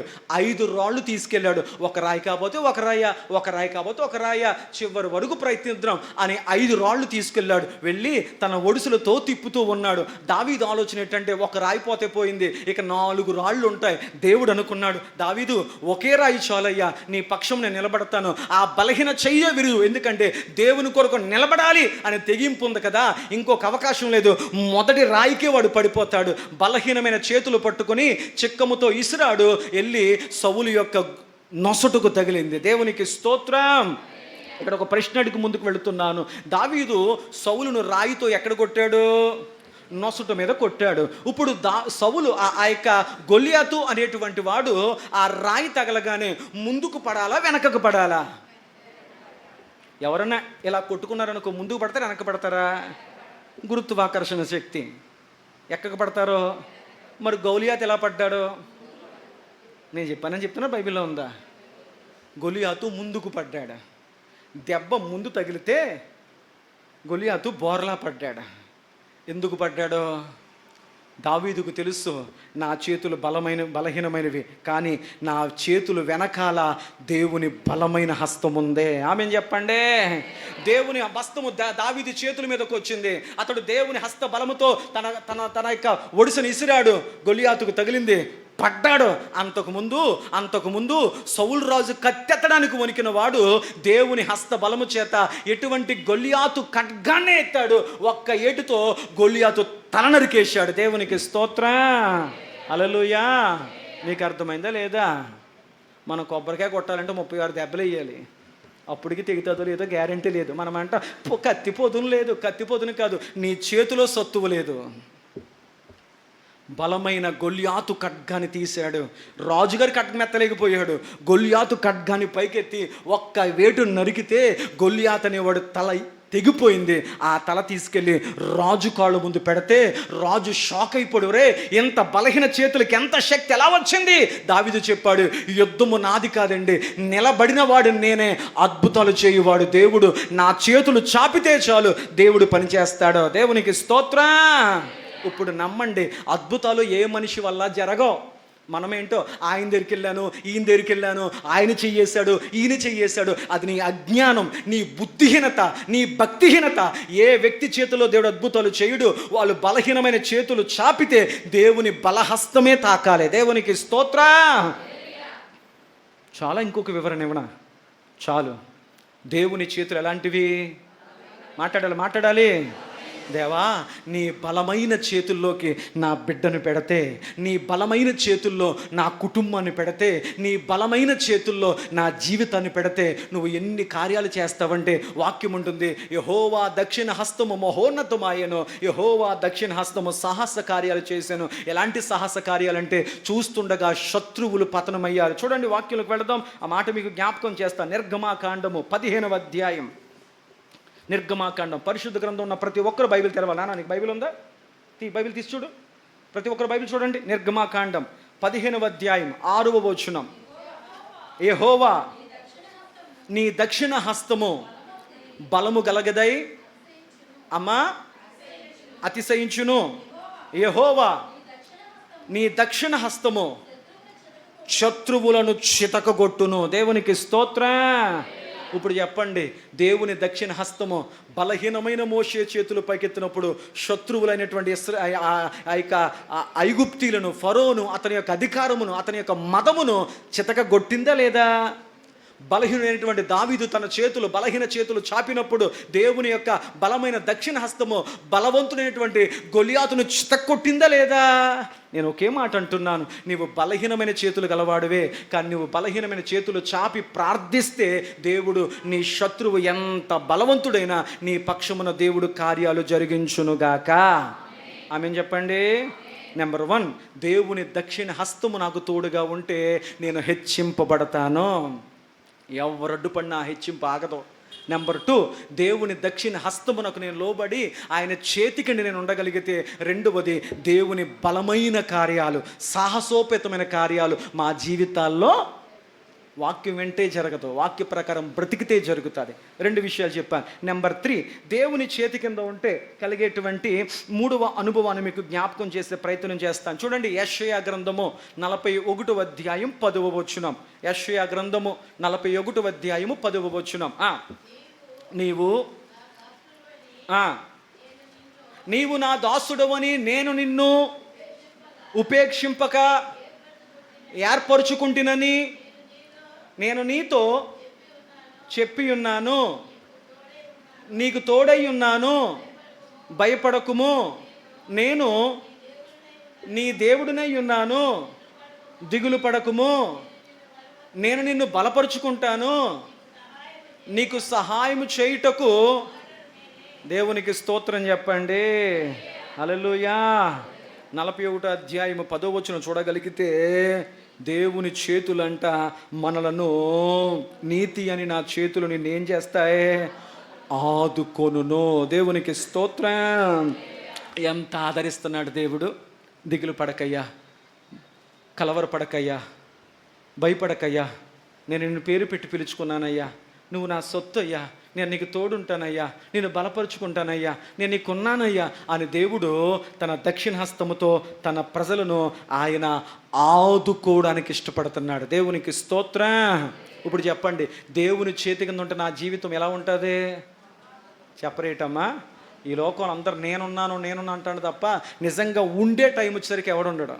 అన్నాక ఉంటామేంటి, నీ కొరకు ప్రాణం ఎత్తాను అంటాడు. ప్రాణం కాదు, ఒక 10 రూపాయలు ఎవరన్నాకని ఇవ్వడం ఆ టయానికి. ఎందుకంటే మాటలు కాబట్టి చెప్పాడు.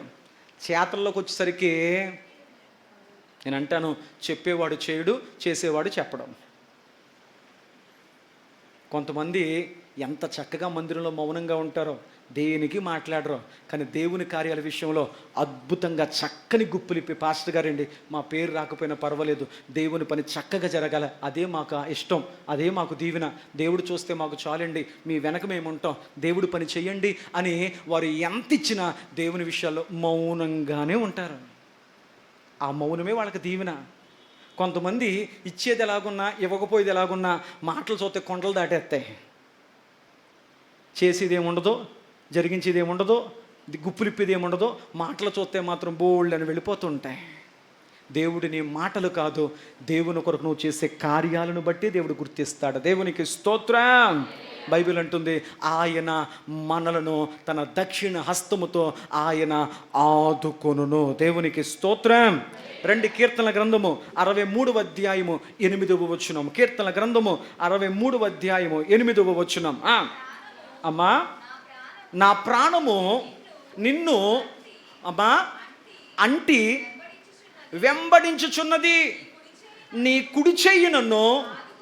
దేవునికి స్తోత్రం చెప్పండి. ఇందాక దక్షిణాస్తం అంటే ఇన్ని ఫుట్లో ఏం రాసుంది? కుడి చెయ్యి. భక్తుడు అంటున్నాడు, దేవా నేను నిన్ను హత్తుకుంటున్నానయ్యా, నీ వాక్యమును హత్తుకుంటున్నానయ్యా, నీ పరిశుద్ధ గ్రంథమును, నీ మాటలను హత్తుకుంటున్నానయ్యా, నీ సన్నిధిని హత్తుకుంటున్నానయ్యా. నీ హత్తుకున్నప్పుడు నీ కుడి హస్తము నన్ను ఆదుకుంటుంది. దేవునికి స్తోత్రం. ఒక దైవజనుడిగా దేవుని పేరట మీకు ఇచ్చే ఒక బలమైన మాట ఏంటో చెప్పనా? నేను ఆదుకుంటాను అని చెప్పలేను, కానీ దేవుడు మాత్రం ఖచ్చితంగా ఆదుకుంటాడు నిన్ను. దేవునికి స్తోత్రం. హల్లెలూయా. నేనున్నాను అని మాట ఇచ్చాను అనుకోండి, మీకు ఎప్పుడు మీరు ఎవరైపు చూస్తారో? మనుషుల వైపే చూస్తారు. లేదమ్మా నా వల్ల ఏం చేత కాదు, ఏం చేసినా దేవుడే చేయాలి, ముందు ఆయన వైపు చూడు అన్నాను అనుకో, మీరు ఎవరి వైపు చూడడం మొదలెడతారో? కాబట్టి సర్వసాధారణంగా తల్లులుగా ఉన్న మీ దగ్గరికే పిల్లలు వస్తారు. వచ్చి అమ్మా నాకు అది కొనమనవా, ఇది కొనమనవా, డాడీకి అది చెప్పవా, ఇది చెప్పవా, సైకిల్ కొనమను, అది కొనమను, ఇది కొనమన్నప్పుడు వెంటనే ఏండే పిల్లలకే అనొద్దు. వాళ్ళు అడగడంతోనూ మీలో మాతృత్వం వచ్చేది బయటికి. ఎంత కాదన్నా పేగు, ఏ పేగు అంట, కన్న పేగు కదండి, వీళ్ళ కోసమే కష్టపడతా, ఈయన దువ్వేస్తారు, వీళ్ళ కోసమే కదండి, ప్రతి రూపాయి వాళ్ళకో. అప్పుడు మీరు చెప్పాలి, కాదు నాన్న నువ్వు గదిలోకి వెళ్ళి మోకాళ్ళేసి ఏసైతో చెప్పు, ఏసయ్య డాడీతో చెప్తాడు. ఆమెన్ చెప్పండి. హల్లెలూయా. నీ బిడ్డల డైరెక్షన్ ఎవరైతే తిప్పాలి? చెప్పరేటమ్మా?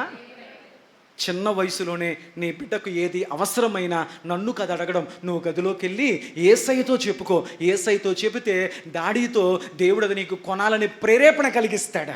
నువ్వు అడగకముందే దేవునికి అది ఇప్పిస్తాడు. దేవునికి స్తోత్రం. ఇప్పుడు మన బిడ్డకు ఏం కావాల్సి వచ్చినా ముందు నీ దగ్గర రాడు. ఎక్కడికి వెళ్తాడు? చెప్పరేంటి?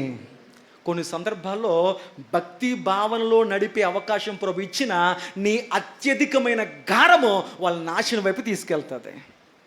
గారమేంటి? గారం ఉండొచ్చు, గారము అనర్థాల వైపు తీసుకువెళ్తే గుండెలు బాదుకోవడం తప్ప ఏమీ చేయలేము.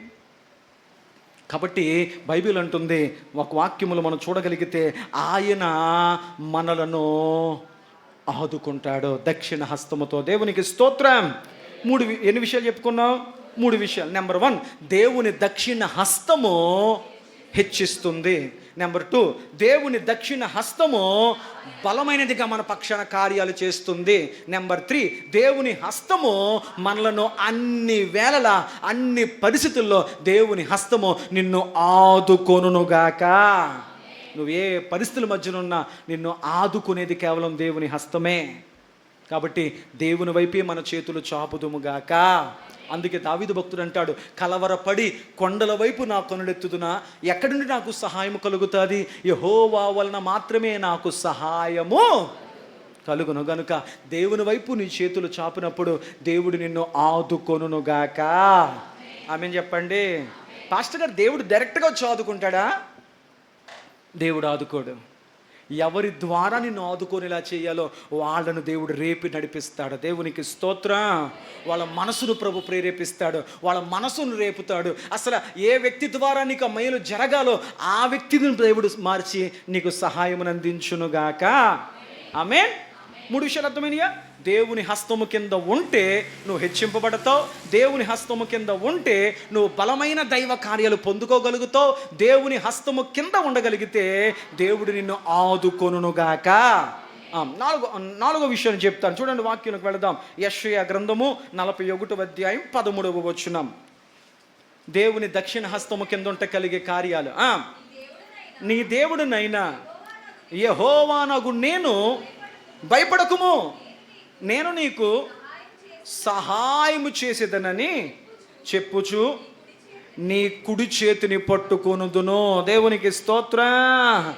దేవుడు ఏం చెప్తున్నాడు? నీ దేవుడు నేనున్నానయ్యా, నీ దేవుడు నేనున్నాను, నీ కొరకు ప్రాణం పెట్టినవాడు నేనున్నాను, నీ మీదకి వస్తే నేను ఊరుకునేవాడిని కాదు. కాబట్టి ఇదిగో, నువ్వు భయపడొద్దు, నువ్వు ధైర్యంగా ఉండు, నేను నీకు సహాయం చేస్తాను. ఆమేన్ చెప్పండి. మనుషుల సహాయం వ్యర్థము, రాజుల సహాయం వ్యర్థము. ఈ లోకంలో ఎవడైనా ఇంత సాయం చేస్తే బతుకున్నంత కాలం చెప్పుకుంటాడు, నేను చెయ్యబట్టి వాడు అలా ఉన్నాడు ఈరోజు అని చెప్పుకుంటాడు. నువ్వెంత పశ్చాత్తాపడతావంటే, అనవసరంగా వాడు సాయం చేసుకున్నాను రా బాబు, ఆ సాయం చేయకపోయినా బాగుండు, జీవితాంతం అణిగిమణిగి బతకలేకపోతున్నాను. మనుషుల సహాయం కోసం వెళ్ళకండి, వాళ్ళు ఊరంతా చెప్పుకుంటారు. దేవుని సహాయానికి వెళ్ళండి. దేవుని సహాయం బలము కలిగినది. దేవునికి స్తోత్రం. అందుకే వాక్యము సెలవిస్తుంది, నువ్వు భయపడొద్దు, నువ్వు కలవరపడొద్దు, నేను నీ దేవుడినై ఉన్నాను, నేను నీకు సహాయం చేస్తానని చెప్పి దేవుడు నీ కుడి చేతిని పట్టుకొనుగాక. ఆమేన్ చెప్పండి. ఇప్పుడు ఆదివారం కదా, సాయంత్రం బిడ్డలు సరదా పడుతున్నారని చెప్పి మార్కెట్కి తీసుకెళ్ళారు. ఎక్కడ తీసుకెళ్ళారు? మార్కెట్కి తీసుకెళ్ళి సంతలో చెయ్యుదులేసి వెళ్ళిపోరా బాబు అన్నారనుకో, వాడికి ఇంటికి రావడం ఎందుకు? ఎవరెత్తికి వెళ్ళిపోతారో, ఎలా తప్పిపోతాడో, ఎక్కడికి వెళ్ళిపోతాడో, ఏమైపోతాడో. భద్రత లేని లోకంలో బతుకుతున్నాం కాబట్టి మనకు కలిగిన ప్రతిదాన్ని భద్రంగా పట్టుకుంటాం, దేవుణ్ణి తప్ప. డబ్బులు భద్రంగా ఉన్నాయా లేదా, సెల్ ఫోన్ భద్రంగా ఉందా లేదా, పర్సు భద్రంగా ఉందా లేదా, చేతిలో పిల్లోడు భద్రంగా ఉన్నాడా లేదా, కూరగాయలు సైతం భద్రంగా ఉన్నాయా లేవా అనుకుంటావు తప్ప, ఆదివారం దేవుడు విత్తిన విత్తనం హృదయంలో భద్రంగా ఉందా లేదని పరీక్షించుకున్న వాళ్ళు ఎంతమంది? ఇర్మియా ప్రవక్తతో దేవుడు మాట్లాడుతూ అన్నాడు, ఓ ఇర్మియా ప్రవక్త, ఇన్ని కన్నీటి వాక్యాలు వాళ్ళకి చెబుతున్నావు, కానీ నా ప్రజల హృదయాలు బద్దలైన తొట్టులుగా మారిపోయాయి, వాటిలో నీరు నిలబడడం లేదు, ఖాళీ పాత్రలు అయిపోతున్నాయి, వారి హృదయం అనే పాత్రలు, తొట్టెలు బద్దలైపోయాయి. ఈరోజు నీ హృదయం అనే పాత్ర ఎలా ఉంది? హల్లెలూయా, హల్లెలూయా. కాబట్టి 4వ మాట కదా, దేవుని దక్షిణ హస్తము కింద నువ్వు ఉండడం ద్వారా దేవుని యొక్క సహాయము నీకు దొరికి ఆయన్ని చేయి పట్టుకొనును గాక. నేను అంటాను, దేవుడు చేపట్టుకుంటే చాలు, ఇక ఎవడు చేపట్టుకోపోయినా పర్లే. ఎవరు చేపట్టుకోవాలి?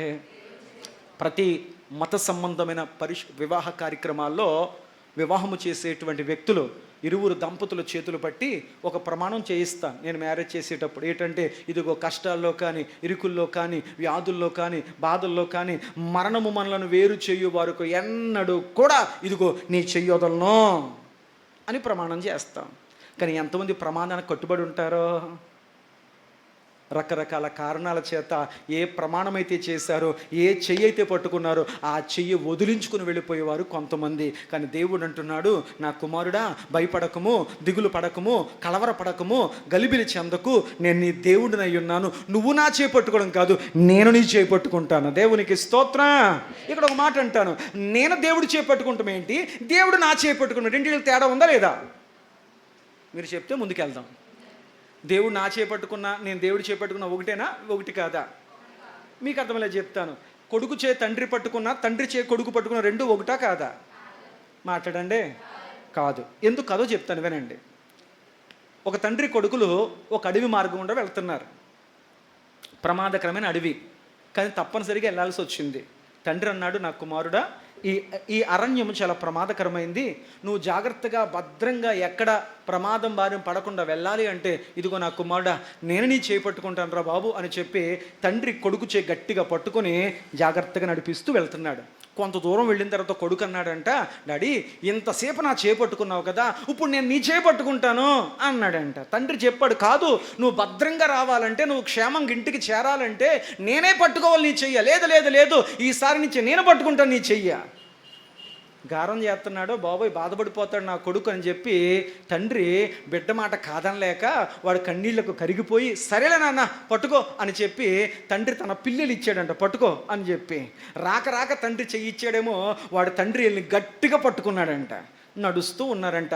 ఇలా నడుస్తున్న తర్వాత కొద్దిసేపటి తర్వాత వీడికి దారిలో అడవిలో ఒక జింక కనపడిందంట.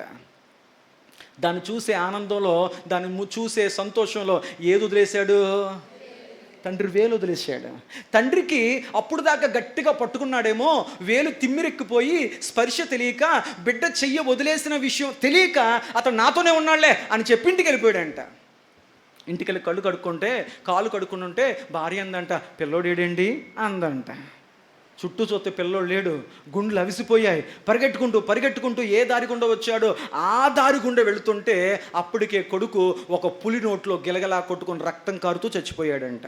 అప్పుడు తండ్రి కన్నీళ్లతో అన్నాడంట, నా కుమారుడా, నా చెయ్యి పట్టుకున్నంత నేను నీ చెయ్యి పట్టుకున్నంత సేపు నువ్వు క్షేమంగా ఉన్నావురా.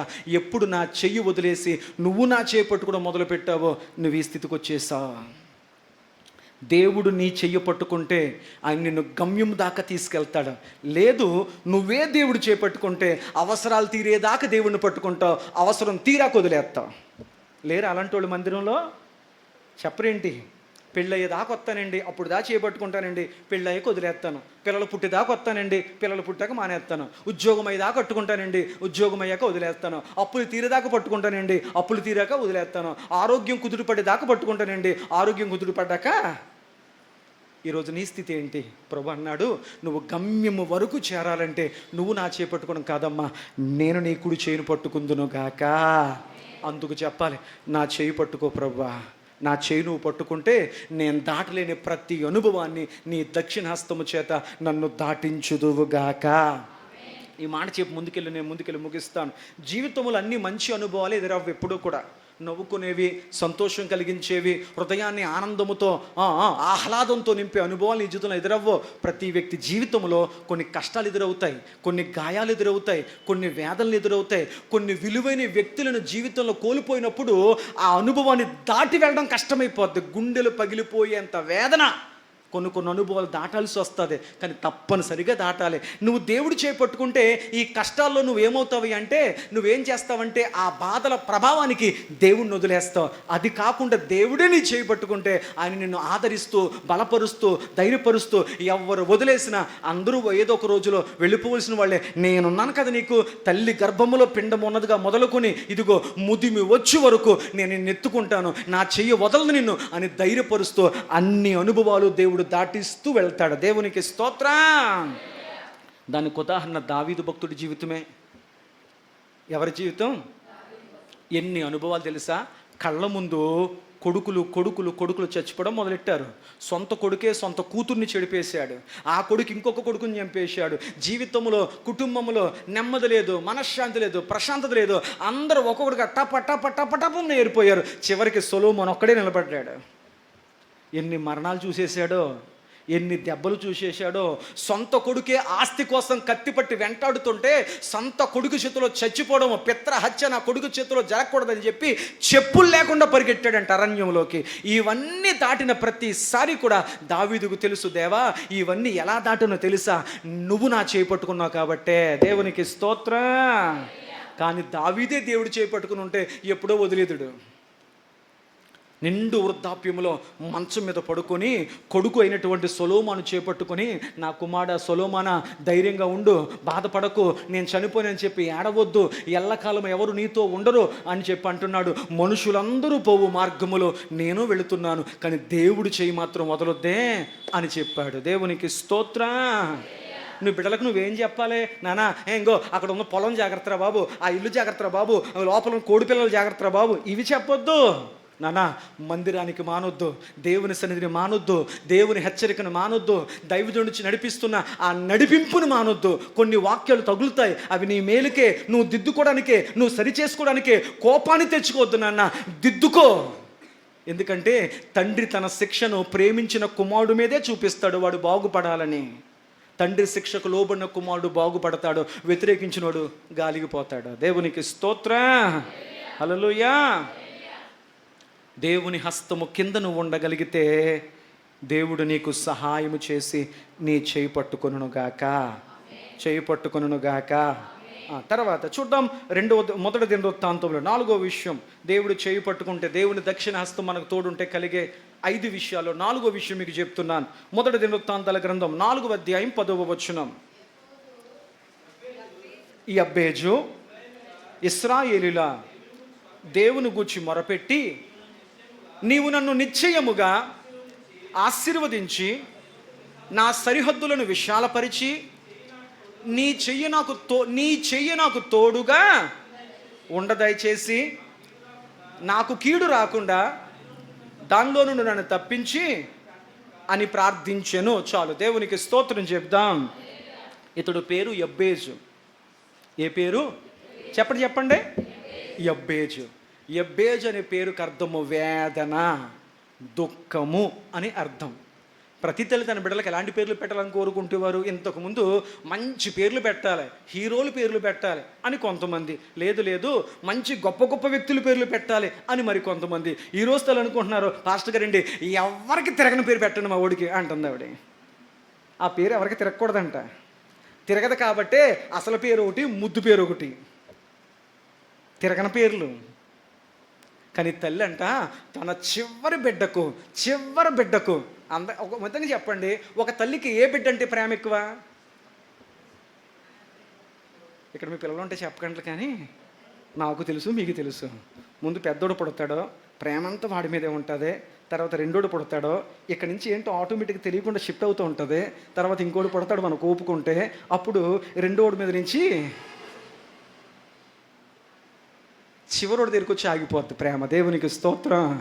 ఈ చివరోడు అంటాడు, ఎంత ప్రేమ చూపించినా కానీ అసలు నా మీద నీకు ప్రేమ లేదు అంటాడు. నీకు తెలియని విషయం ఏంటరా బాబు అంటే అసలు మొత్తం అంతా అక్కడికి వచ్చి ఆగిపోయింది, ఇంకెవరు లేరు తర్వాత. నువ్వు గుర్తించలేకపోతున్నావు అంతే. దేవునికి స్తోత్రం. ఉంటే పెద్దోళ్ళ మీద, చిన్నోళ్ళ మీద, మధ్యన అన్యాయం అయిపోయింది మళ్ళంటి వాళ్ళే. దేవునికి స్తోత్రం. ఇప్పుడు చెప్పండి, యబ్బేజు తన తల్లికి చివరి బిడ్డ. ఇప్పుడు చెప్పండి, తల్లి ప్రేమ అంతా ఎవరికి వెళ్ళాలి? కానీ ఆ తెల్ల బిడ్డకి ఏ పేరు తెలుసా? యబ్బేజు అంది. యబ్బేజు అంటే తెలుసా? వేదన, కన్నీళ్ళు, దుఃఖము అని పేరెట్టింది. ఏ అమ్మ చిన్న బిడ్డకు ఆ పేరు ఎందుకు ఎట్టావు అమ్మ అని అడిగితే, లేదండి వీడు పుట్టినప్పుడు యుద్ధములో నా భర్త చచ్చిపోయాడు, వీడు పుట్టినప్పుడు శత్రువు మా దేశము చుట్టూ ఆక్రమించుకొని దేశంలోకి నీరు ఆహారం లేకుండా బంధించేశాడు, ప్రజలందరూ ఆకలి దప్పికలతో అల్లాడిపోయాడు, వీడు పుట్టినప్పుడు మిగతా పిల్లలందరినీ కన్నదానికంటే ఎక్కువ పురుటి నొప్పులు వీడి కోసం పడ్డాను, చచ్చి బతికానండి, అందువల్ల వీడు పుట్టడం వల్ల నాకే మంచి జరగదు కనుక వీడికి యబ్బేజు అని పేరెట్టాను. పుట్టిన కాడి నుంచి ఒక వయసు వచ్చేంత వరకు ఆ పేరుకు తగ్గట్టే అందరూ అసహించుకుంటూ వీడు దరిద్రుడురా, వీడి పాదం మంచిది కాదు, వీడి చూపు మంచిది కాదు, వీడి చెయ్యి మంచిది కాదు, వీడి ఎదురు మంచిది కాదు అని చెప్పే ప్రతి ఒక్కడు వాడిని కన్నీటిగానే చూశారు, వేదనగానే చూశారు, నష్టజాతకుడుగానే చూశాడు. ఒక వయసు వచ్చాక అతడికి దేవుడు ఏంటో అర్థమయ్యింది. అప్పుడు అతడు తన గదిలోకి వెళ్ళి మోకరించి దేవుని వైపు చేతులు చాపి, దేవా ఎక్కడ అవమానపరచబడ్డానో, ఎక్కడ తలదించుకున్నానో, ఎక్కడ త్రోసివేయబడ్డానో, ఎక్కడ నేను ఇదిగో నిందించబడుతున్నానో వాళ్ళందరి ఎదుట నా చెయ్యి పట్టుకో, నీ చెయ్యి నాకు తోడుగా దయచేయి, నా సరిహద్దులు విశాలపరుచు, నా అన్నదమ్ములందరి ఎదుట నన్ను గొప్పవాడిగా చేయి అని యబ్బేజు ప్రార్థన చేస్తే, యబ్బేజు ప్రార్థన విన్న దేవుడు అతడు కోరినది అతడికి అనుగ్రహించెను. ఎక్కడ తలదించుకున్నాడో, ఎక్కడ అవమానపడ్డాడో, ఎక్కడ హేళన చేయబడ్డాడో, ఎక్కడ ఏడ్చాడో దేవుడు అక్కడే అతను దేవుడు తలగా నిలబెట్టాడు. దేవునికి స్తోత్రం. అతడి సరిహద్దులు విశాలమైపోయాయి, ఆస్తులు పెరిగిపోయాయి, గౌరవాలు పెరిగిపోయాయి, విలువలు పెరిగిపోయాయి. లోకము ఆస్తులుంటేనే విలువెత్తది. ఆస్తులుంటేనే విలువ. అబ్బాయి ఎంత ఆస్తం తెలుసా? అయ్యా వేసి కూర్చోండి అయ్యా, వాళ్ళ దగ్గర ఏమీ లేదు, ఇదెళ్ళు. డబ్బులను బట్టి విలువిచ్చే లోకంలో దేవుడు యబ్బేజుకి ఏమీ లేకపోయినా దేవుడే యబ్బేజు చేపట్టుకొని ఆ చూస్తుండగా అతని రక్త సంబంధికులందరి ఎదుట దేవుడు యబ్బేజు నిలబెట్టేశాడు. దేవునికి స్తోత్రం. హల్లెలూయా. యబ్బేజు ప్రార్థన, దేవా నీ చెయ్యి నాకు తోడుగా ఉండాలయ్యా. చెప్పండి, దేవుని దక్షిణ హస్తం మనకి ఎలా ఉంటుంది? దేవుని హస్తం మనకు సహాయం చేస్తుంది, బలముగా ఉంటుంది, హెచ్చిస్తుంది. అలాగే దేవుని హస్తము మనకు తోడుగా ఉంటుంది. ఆమెను చెప్పండి. చూడండి, ఎజ్రా గ్రంథము 8వ అధ్యాయం 22వ వచనం. ఇంకొక మాట చెప్పి ముగించేస్తాను. ఎజ్రా గ్రంథం 8వ అధ్యాయం 22వ వచనం. మేలు కలుగ చేయుటకై ఆయనను ఆశ్రయించు వారందరికీ దేవుని హస్తము తోడుగా ఉండును. దేవునికి స్తోత్రం. ఇప్పుడు చెప్పండి, నీకు మేలు జరగాలనుకోండి, నీకెవరి హస్తం తోడుగా ఉండాలి? మాకెవరు లేకపోయినా పర్లేదు, మా వాళ్ళు ఉన్నారులే. కష్టం ఎప్పుడు వదిలేస్తారో తెలియదు. ఎవరన్నా నమ్మవు, ఎక్కువ వాళ్ళే ముంచే ప్రమాదం ఉంటుంది. అందుకే బైబిల్లో ఒక చక్కని మాట ఉంది, నీ ప్రాణ స్నేహితుడిని నమ్మొద్దు అన్నాడు దేవుడు. ఎవరు నమ్మొద్దు అన్నాడు? 7 సంవత్సరాల క్రితం ఒక షాపులో ఒక కొటేషన్ చూశాను నేను, రాజమండ్రిలో. 7 సంవత్సరాలైనా ఇంకా కొటేషన్ నా మైండ్లో అలాగే ఉంది. ఏంటంటే, దేవా నా శత్రువు ఎవడో నాకు తెలుసు, వాడికి దూరంగా ఉంటాను, నన్ను నేను కాపాడుకుంటాను.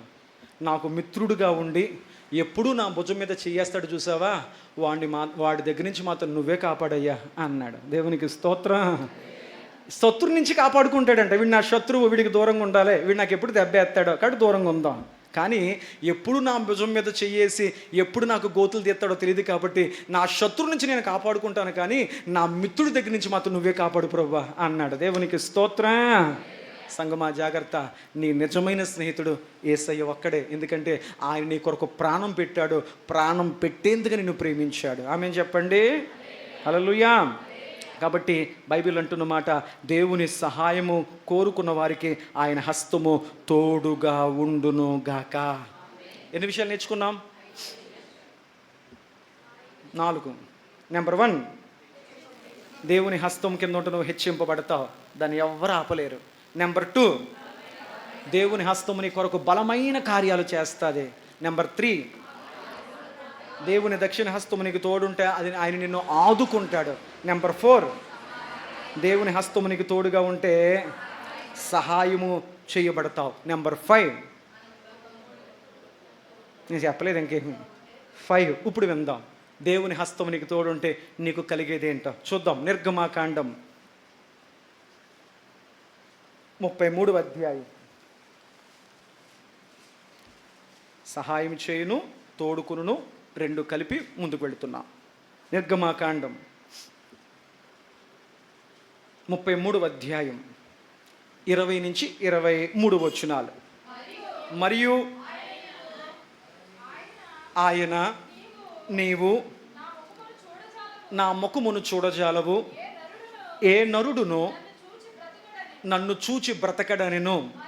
మరియు యెహోవా, ఇదిగో నా సమీపమున ఒక స్థలం ఉంది, నీవు ఆ బండ మీద నిలవవలెను. నా మహిమ నిన్ను దాటి వెళ్ళుచుండగా ఆ బండ సందుల్లో నిన్ను ఉంచి, నిన్ను దాటి వెళ్ళు వరకు నా చేతితో నిన్ను కప్పుతాను. నేను నా చెయ్యి తీసిన తరువాత నా వెనక ఉన్న పార్శ్వము చూచుటకు కానీ నా ముఖము నీకు కనపడదని చాలమ్మ మోషేతో చెప్పాను. 40 దినాలు దేవుడితో ముఖాముగ్గా గడిపాడు మోషే.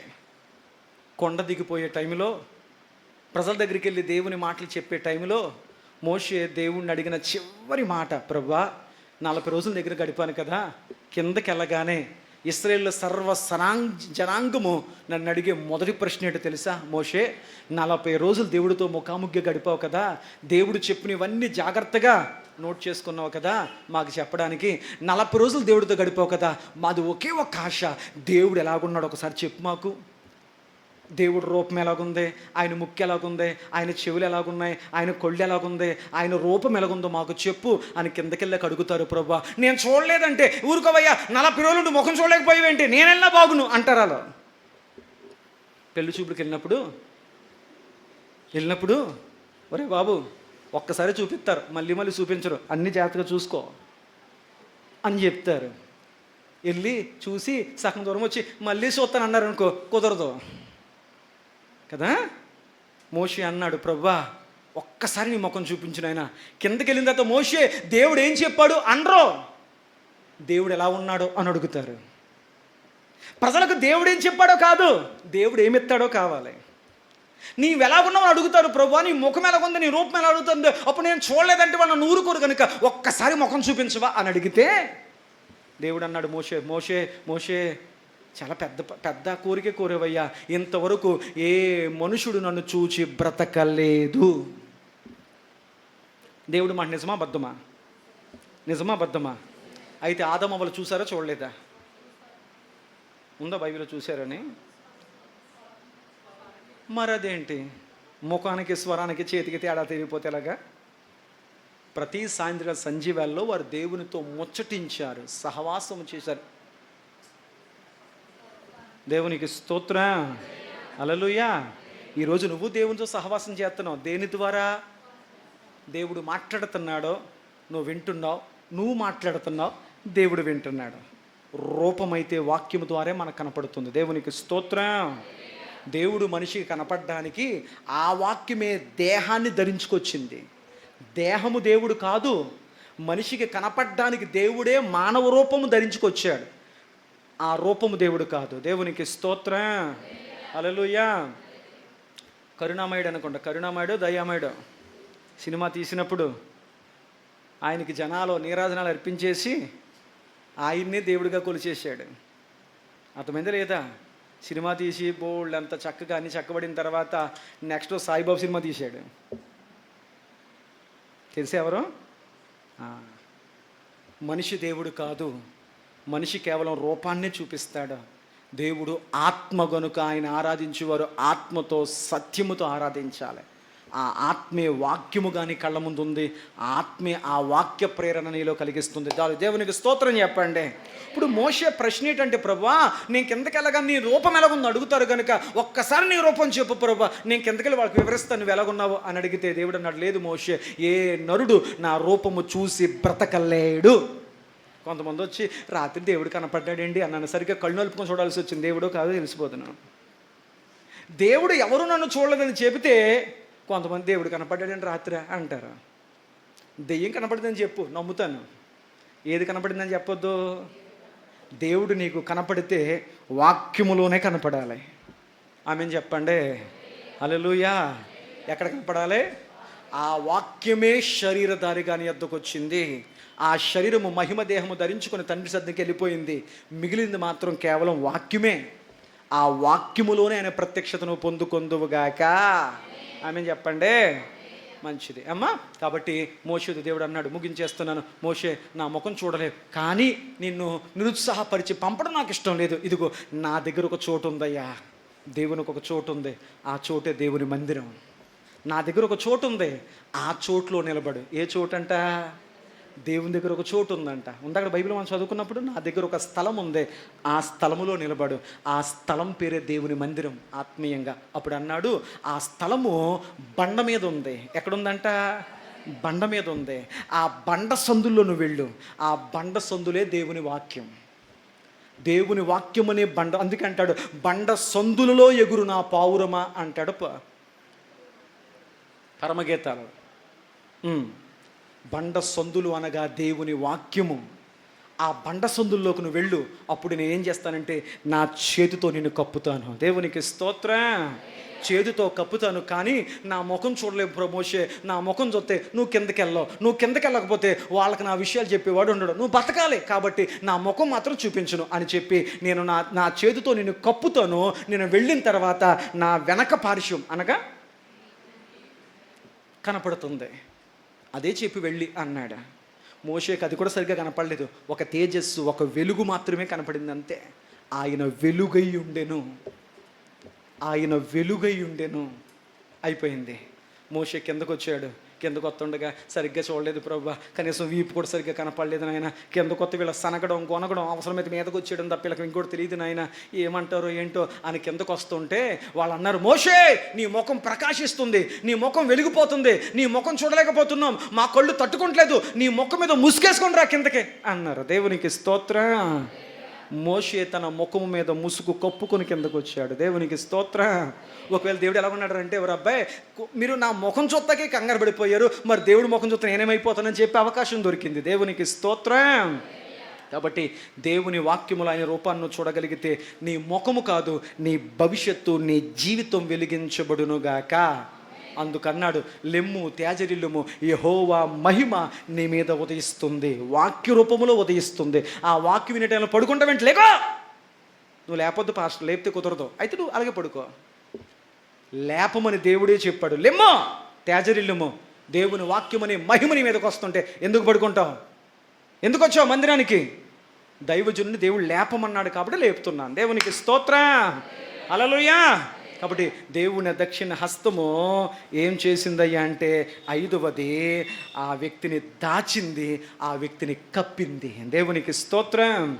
మోషేను దేవుడు తన చేతి కింద కప్పాడు, మోషేను దేవుడు తన చేతి కింద దాచాడు. దేవునికి స్తోత్రం. ఇలా చెప్పుకుని వెళ్ళిపోతే చాలా విషయాలు ఉన్నాయి దేవుని దక్షిణాస్తం కోసం, కానీ మచ్చుకు 5-6 విషయాలు మనం నేర్చుకున్నాం. నెంబర్ 1, దేవుని దక్షిణ హస్తము నిన్ను హెచ్చించును. నెంబర్ 2, దేవుని దక్షిణ హస్తము నీ కొరకు బలమైన కార్యాలు చేయును. నెంబర్ 3, దేవుని దక్షిణ హస్తము ఆదుకొనును. దేవుని దక్షిణ హస్తము సహాయము చేయును. దేవుని దక్షిణ హస్తము కలిపేయండి పోన్లే, తోడుగా ఉండును. దేవుని దక్షిణ హస్తము నిన్ను కప్పును. నా చేతింటిలో నిన్ను కప్పి ఉన్నాను. అటువంటి దైవికమైన అనుభవాల వైపు నువ్వు వెళ్ళాలంటే ఏం చెయ్యొద్దు, ఆయన చేతి కింద. దేవా నువ్వు ఎప్పుడు దీవిస్తే, ఎప్పుడు మారిస్తే, ఎప్పుడు నా జీవితంలో కార్యం చేస్తే అప్పటి వరకు ఓపికతో, నిరీక్షణతో, సహనముతో, దీన మనసుతో ఎదురు చూసే స్థితి దేవా మేము కలిగి ఉందుముగాక. అలా నువ్వు ఉండగలిగితే దేవుడు తగిన సమయమందు లోకమే ఆశ్చర్యపడే రీతిలో దేవుడు నిన్ను నీ కుటుంబాన్ని హెచ్చించునుగాక. ప్రార్థన. కండ్లు మూసుకునండి. ప్రభునందు ప్రియమైన దేవుని బిడ్డలారా, చదవబడిన దేవుని వాక్యమును గురించి మనం ఆలోచించినప్పుడు